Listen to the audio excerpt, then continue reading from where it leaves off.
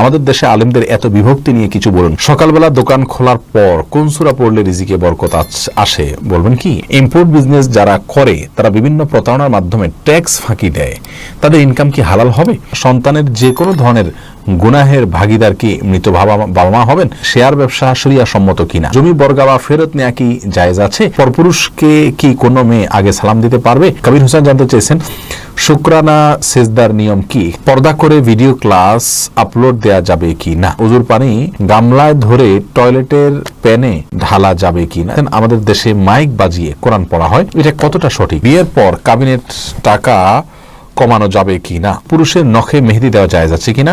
এই পোস্ট যতটুকু সম্ভব আপনি শেয়ার করুন এবং ওয়াচ পার্টি করুন। আপনার সামান্য শেয়ার কোনো মানুষের জন্য আলোর পথ পেয়ে যাওয়ার মাধ্যম হতে পারে। এবার চলে যাচ্ছে আমরা প্রশ্ন উত্তরে সরাসরি। আব্দুল্লাহ আল বাকের জানতে চেয়েছেন আমাদের দেশে আলেমদের এত বিভক্তি নিয়ে কিছু বলুন, খুব কষ্ট পাই এর ফলে। ভাই আব্দুল্লাহ আল বাকের, আপনি না লক্ষ লক্ষ শ্রোতা আমাদেরকে যারা দেখছেন আজকে লাইভে, সবাই আমার মনে হয় একমত হবেন আমার সঙ্গে। আমি নিজে, আপনি, আপনারা যারা দেখছেন, আমরা যারা আছি আজকে অথবা যারা নেই, আমরা সবাই কিন্তু শকড। হাতে গোনা কিছু লোক বাদে বেশিরভাগ মানুষই কিন্তু এই বিভক্তিতে আমরা আহত, আমরা কিন্তু কষ্টে আছি, বেদনায় রয়েছি। এই জন্য আল্লাহ রাব্বুল আলামিনের কাছে আমাদের দোয়া করা উচিত, ইস্তেগফার করা উচিত, আল্লাহর কাছে মাপ চাওয়া উচিত। আর এটার কারণ আসলে অনেক, বিস্তারিত বিশ্লেষণ করার সুযোগ নেই। এর অনেক কারণের ভিতরে একটা কারণ এটাও যে আমরা মুসলিম উম্মার জন্য যে চ্যালেঞ্জগুলো রয়েছে, গোটা উম্মার জন্য, কোনো দলের জন্য না, গোটা উম্মার জন্য, সেই চ্যালেঞ্জগুলো সম্পর্কে আমরা ওয়াকিফাল না। যদি ওয়াকিফাল হতাম তাহলে আমরা নিজেদের মধ্যকার মতো পার্থক্যগুলোকে বড় করে দেখতাম না, বড় এবং মৌলিক চ্যালেঞ্জের নিয়ে আমরা কাজ করতাম।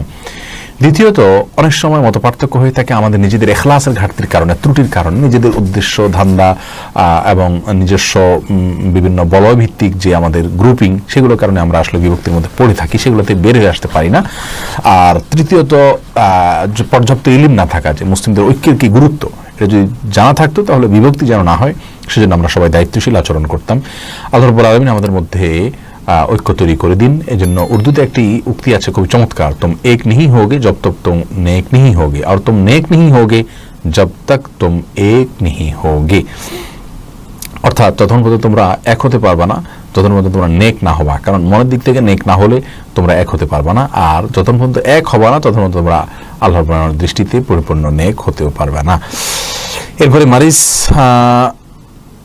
আবু হাইল, আপনি জানতে চেয়েছেন সকালবেলা দোকান খোলার পর কোন সূরা পড়লে রিজিকে বরকত আসে বলবেন কি? আসলে ভাই, এরকম কোনো বিশেষ কোনো সূরা নাই যে সূরাটা পাঠ করলে রিজিকে বিশেষ বরকত আসে, বরং বিসমিল্লাহ বলে যে কোনো কাজ শুরু করলে সেখানে আল্লাহ বরকত দান করেন। আল্লাহর নাম নিয়ে শুরু করলে, জিকিরের সাথে শুরু করলে এবং হালাল উপায়ে সে কাজটা সমাধান করলে ইনশাআল্লাহ তাআলা বারাকা দান করবেন। দেলোয়ার হোসেন জানতে চেয়েছেন ইম্পোর্ট বিজনেস যারা করে তারা বিভিন্ন প্রতারণার মাধ্যমে ট্যাক্স ফাঁকি দেয়, তাদের ইনকাম কি হালাল হবে? দেখুন, ইম্পোর্ট বিজনেস যারা করে তারা যে প্রতারণার মাধ্যমে ট্যাক্স ফাঁকি দিয়ে থাকেন সেটা হালাল নয়, এবং আপনার ফাঁকি দিতে গিয়ে তাকে প্রতারণার আশ্রয় নিতে হয়, মিথ্যা কথা বলতে হয়, এগুলো তো জায়েজ নাই ইসলামে। যার কারণে এটা জটিল একটি বিষয়। আপনি মিথ্যা এবং প্রতারণার মাধ্যমে কোনো উপার্জন করতে পারেন না, এটা জায়েজ নেই। ফিরোজ ইসলাম নীরব, আপনি জানতে চেয়েছেন সন্তানের যে কোনো ধরনের গুনাহের ভাগিদার কি মৃত বাবা মা হবেন যদি জীবিত কালে সঠিক দীক্ষা দিয়ে থাকেন? না, জীবিত কালে যদি তারা সঠিক দীক্ষা দিয়ে থাকেন, সাবধান করে থাকেন, এরপরে যদি সন্তান করে, অবশ্যই তার দায়ভার বাবা মা বহন করবেন না। আল্লাহ বলেছেন ওয়ালা তাজিরু আল্লাহ তাজিরু ওয়াজিরাতুন উইজরা উখরা, আর কোনো ব্যক্তি অন্য কারো পাপের বোঝা বহন করতে হবে না, বরং লাইসারিল ইনসান ইল্লা মা সা, সে যতটুকু করবে ততটুকু সে পাবে। যার কারণে সন্তানেরটা তিনি পাবেন না, যারটা সে পাবে। তবে তিনি যদি কথার কথা সন্তানকে অন্যায় কাজে প্ররোচিত করে যেয়ে থাকেন, সন্তানকে অন্যায় কাজ করার জন্য নির্দেশ দিয়ে থাকেন, শিক্ষা দিয়ে থাকেন, তাহলে সেক্ষেত্রে অবশ্যই সেই দায়ভার তাকে বহন করতে হবে। মাহমুদা আখতার অঞ্জু, আপনি জানতে চেয়েছেন শেয়ার ব্যবসা শরিয়া সম্মত কিনা? মৌলিকভাবে শেয়ার ব্যবসা জায়েজ, কিন্তু আপনি যেই কোম্পানির শেয়ার কেনা বেচা করবেন সেই কোম্পানির বিজনেসটা হালাল পণ্যের বিজনেস কিনা, এবং সেই কোম্পানির আপনার মৌলিক কোনো বিষয়ের মধ্যে হারাম আছে কিনা, যদি না থাকে তাহলে সেক্ষেত্রে সেই কোম্পানির শেয়ার কেনা বেচাতে কোনো অসুবিধা নেই, অন্যথায় সেটি করা যাবে না। এরপর ফয়সাল আহমেদ রিজভি, আপনি জানতে চেয়েছেন জমি বর্গা বা ফেরত নেওয়া কি জায়েজ আছে?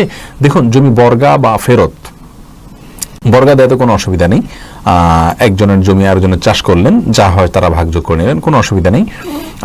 আর সেটা যদি তারা ফেরত নেন অর্থাৎ এই চুক্তি ভঙ্গ করেন তাহলে কোনো অসুবিধা নেই, অসুবিধা থাকার কোনো কারণ নেই। মোহাম্মদ ইয়াসিন হাসান শাকিল জানতে চেয়েছেন পরপুরুষকে কি কোনো মেয়ে আগে সালাম দিতে পারবে?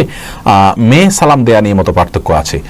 সৌদি আরবের বিন বাজ রহিমাহুল্লাহ সহ অনেক ওলামায়ে কেরাম অনুমতি দিয়েছেন। তারা বলেছেন, আল্লাহ কোরআনে কারীমে মেয়েদের সম্পর্কে বলেছেন ওয়াকুলনা কাউলাম মারুফা, মেয়েদেরকে আল্লাহ বলেছেন তোমরা বলবে সাধারণ কথা বলবে। সালাম এটাও সাধারণ কথার মধ্যে, অসাধারণ বা অস্বাভাবিক কথা না, এটা বলতে পারবে, তবে তার কণ্ঠকে অতিরিক্ত কোমল করে বা কণ্ঠের ভিতরে মিষ্টতা এনে বলবেন না, বরং সাধারণ স্বাভাবিকভাবে বলতে পারেন। যদিও অন্যান্য ওলামায়ে কেরাম বলেছেন ফিতনার আশঙ্কা থাকলে মেয়েরা সালাম দেওয়া জায়েজ নাই অপর পুরুষকে, এবং এই মতটি অধিক গ্রহণযোগ্য। বিশেষ করে আজকের যে ফিতনার যুগ, যেখানে মেয়েদের ভয়েস শুনেও মানুষ বাজে চিন্তা করে এবং বাজে কল্পনা করে, যার কারণে সেখান থেকে মানুষ আস্তে আস্তে জেনার দিকে ধাবিত হয়ে যায় এবং এক প্রকার জেনা লিপ্ত হয়, মনের জেনা যেটা সেটাতে লিপ্ত হয়ে যায়, যার কারণে এটাও অ্যাভয়েড করা উচিত। আর যদি বয়স্কা মেয়ে হয় সেক্ষেত্রে ভিন্ন কথা, সেটা জায়েজ হবে অবশ্যই। কবির হোসেন জানতে চেয়েছেন শুকরানা সেজদার নিয়ম কি? এখানে তাশাহুদ পড়ে সালাম ফেরাতে হবে কিনা? না ভাই, তাশাহুদ পড়ে সালাম ফেরাতে হবে না। কোনো কাজে আল্লাহর প্রতি আপনি শুকরিয়া জানাতে চাচ্ছেন, আল্লাহু আকবার বলে সেজদায় যেয়ে সুবহান রাব্বিল আলা সেজদা তাসবিহ পাঠ করে আপনি সেজদা শেষ করে উঠে যাবেন, দাঁড়িয়ে যান বা বসে যান, তাতেই সেজদা শুকর আদায় হয়ে যাবে। এরপর শাহিনুর নেওয়াজ আপনি জানতে চেয়েছেন পর্দা করে ভিডিও ক্লাস আপলোড দেওয়া যাবে কি না? জি, দেওয়া যাবে, পর্দার সাথে ভিডিও ক্লাস করে আপলোড দিতে পারেন, কিন্তু এটাও যদি অ্যাভয়েড করা যায় ফিতনার আশঙ্কা থাকলে সেক্ষেত্রে সেটা ভালো। আর যদি নর্মাল শুধু ক্লাস হয়ে থাকে তাহলে সেক্ষেত্রে পর্দার সাথে করলে সেটি হারাম হবে না ইনশাআল্লাহ। শরীফুল ইসলাম জানতে চেয়েছেন ওজুর পানি গামলায় ধরে টয়লেটের প্যানে ঢালা যাবে কি না? যাবে, কোনো অসুবিধা নেই। ওজুর পানি যে টয়লেট প্যানে ঢালা যাবে না এমন কোনো কথা নেই, বরং নষ্ট হওয়ার চাইতে গামলায় ধরে টয়লেট প্যানে পরিষ্কারের কাজে ব্যবহার করলে সেটা ভালো।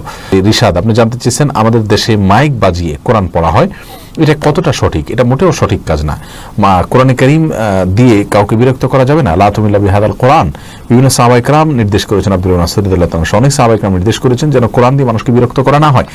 তো মাইক দিয়ে কোরআন তেলাওয়াত করে এটা মানুষের বিরক্তির কারণ হবে, কষ্টের কারণ হবে, অনেক অসুস্থ থাকতে পারে, ছোট মানুষ, ঘুমের মানুষ থাকতে পারে, তাদের কষ্ট হতে পারে, এরকম করাটি জায়েজ নয়। আর তাছাড়া কোরআন তেলাওয়াত করলে সেটা শুনতে হয়। ওয়াইদা কুরিয়াল কোরআন ফাসতামিউ লাহু আনসিতু লাআল্লাকুম তুরহামুন, আল্লাহ বলেছেন কোরআন যখন তেলাওয়াত করা হয় তখন তোমরা চুপ থাকো এবং শুনো, কিন্তু মাইকে যখন তেলাওয়াত করবেন তখন চুপ থাকা শোনা হবে না। এরপরে সাইফুল শরীফ আপনি জানতে চেয়েছেন বিয়ের পর কাবিনের টাকা কমানো যাবে কি না? দেখুন, বিয়ের পরে কাবিনের যে টাকা সেটা যদি স্ত্রী কমিয়ে দিতে চান স্বেচ্ছায়, তিনি যদি কম নেন সেটা তার জন্য জায়েজ আছে। আল্লাহ বলেছেন তিনি যদি কিছু ছাড় দেন ফাকুলু হানিয়াম মারিয়া, তাহলে সেক্ষেত্রে তুমি সেটা খেতে পারো, ভক্ষণ করতে পারো, ভোগ করতে পারো। আর যদি তাকে প্রেশার দিয়ে বা সিস্টেমে ফেলে এটা করা হয় তাহলে সেটা জায়েজ নাই। আর উভয় পক্ষ মানে একে অন্যের সাথে বোঝাপড়া করে কমানো এটাও জায়েজ নাই, এটা মেয়ের অধিকার। বিয়ের পরে চুক্তি হয়ে গেলে এরপর আর উভয় পক্ষের এখানে কিচ্ছু নাই। মেয়ে যদি নিজে থেকে স্বেচ্ছায় খুশি হয়ে ছাড় দেন সেটা তার ব্যাপার সম্পূর্ণ। কে এম সজল জানতে চেয়েছেন পুরুষের নখে মেহেদি দেওয়া জায়েজ আছে কিনা? উত্তর হলো এটি উচিত নয়। মেহেদি এটা পুরুষরা না মেয়েরা ব্যবহার করবেন। রাসূল করিম সাল্লাল্লাহু আলাইহি ওয়াসাল্লাম একবার এক মহিলার হাতে কিছু দিচ্ছিলেন, তিনি বললেন যে এটা মহিলার হাত নাকি পুরুষের হাত না এটা? তখন বললেন ইয়া রাসূলুল্লাহ মহিলার হাত। তখন বললেন যে মহিলার হাত কিন্তু মেহেদি নাই কেন? তার মানে মেহেদি দিবেন মহিলার হাত, এটা সুন্নাহ এবং এটা ভালো। আর সাজগোজ এটা মেয়েদের জন্য, পুরুষে এক্সট্রা কালার করে সাজগোজ করা এটা পুরুষদের জন্য অনুমোদিত নয়।